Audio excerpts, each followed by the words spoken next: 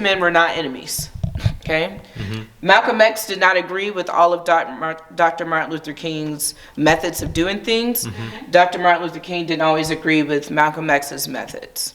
All right? Yeah, because one was fighting for civil rights, another one for human rights.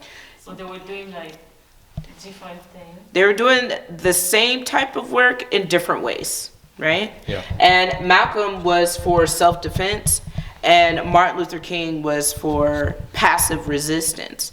So Malcolm had a real issue with people telling black people that they shouldn't defend themselves against violence. He felt that that was a violation of our human rights, that you have the human right to defend yourself. Yeah.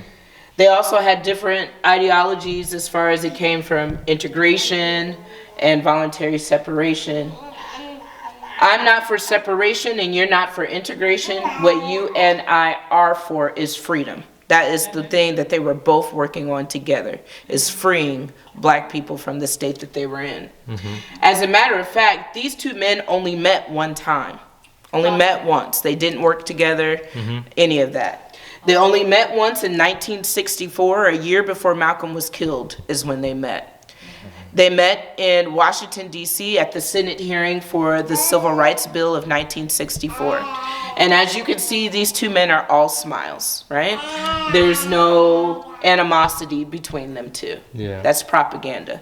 Divide and conquer, setting black people against each other is a way that you keep people from uniting as one into a strong fist. Yeah. They actually had a lot more similarities than they did differences. Similarities include anti-segregation, anti-discrimination, and racism. They believed that the struggle must be viewed as a struggle for human rights against evil, and that the fight is connected to the overall struggle of oppressed people globally. They believe in advocating for black self-reliance, and they were both champions of voting rights and registration. They also believed in the unification of the black community, black people in general. They believed in political re-education and that politicians that were of the community should be from and for the community that they say they're representing. They believed in economic self-dependent and black-owned businesses. It is a racial trope that says black people are lazy and that we don't want to work and that we just want to sit on welfare. That is propaganda. The truth is black people have worked ever since we got to this country almost 500 years ago. The truth is they're just mad because we refuse to work for free like we used to in slavery.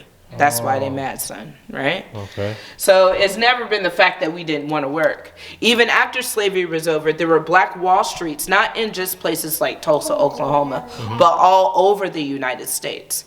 We had to have our own economic structures because of segregation. We could not go to a white hospital. We could not go to a white dentist. We could not go to a white restaurant. So there are plenty of towns that had their own black dentistries, black restaurants, black hospitals, you know, black clothing stores. It's never been that we don't want to pull ourselves up by our bootstraps. Yeah. It's always been that there's someone there to cut us off at the ankles every time we do. Black people have always worked. They both believed in the need for better housing, better schools, and better pay. They both believed that black is beautiful and to be proud of our African heritage.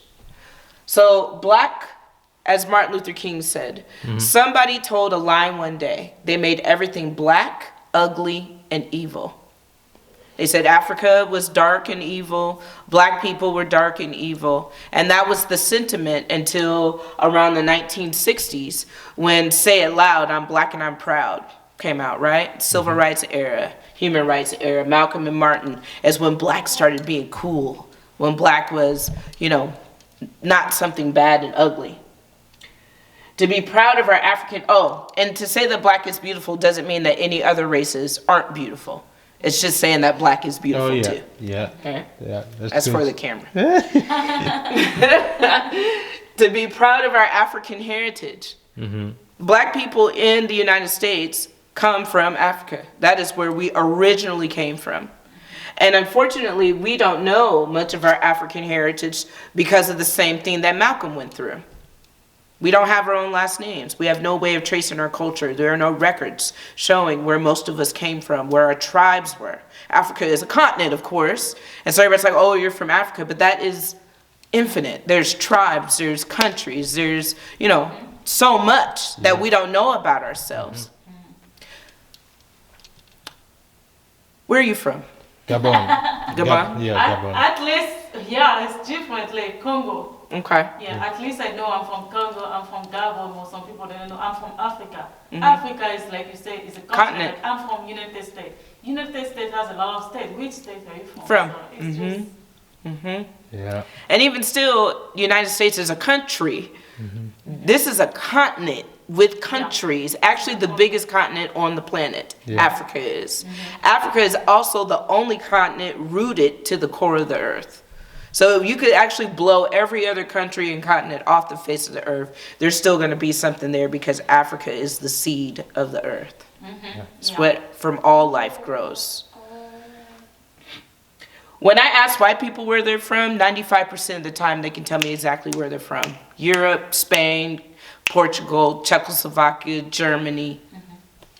When I ask black people where they come from, 95% of people tell me down south, Louisiana, Africa. We literally have no clue who we are.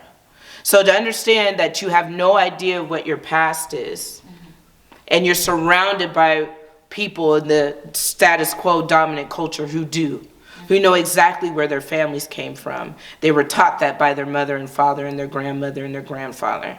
They were able to sit and taste some of the foods from the old country and look at pictures and see the records.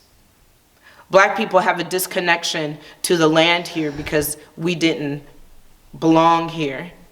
We have a disconnection to the culture because we were dropped here on this planet, on this country 400 years ago and surrounded by people who wanted to kill us and told us they hated us every single day.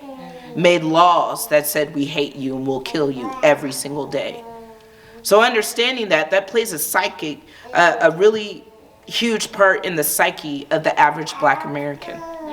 The average black American is dealing with a lot of mental, emotional, and spiritual disconnection from self and from roots because we don't know self and we don't know roots. There is a quote that says, a person's relationship to their culture is like the relationship of a mother to a child. Yes, I think Your mother gives you your identity, shows you who you are. Your mother also gives you direction, shows you how to grow. Your mother also gives you protection. Make sure no one harms you from the belly on out. That's what culture does. Culture shows you who you are. Culture shows you how you're supposed to grow. Culture gives you protection. If a group of Frenchmen came here from France and the American police killed them, we would owe France an explanation about what happened to its citizens. African Americans have been put here for 400, 500 years, and there was no one to be held accountable to what was happening to the black people here in this country. We didn't have protection. We didn't have culture, and we didn't have direction, right?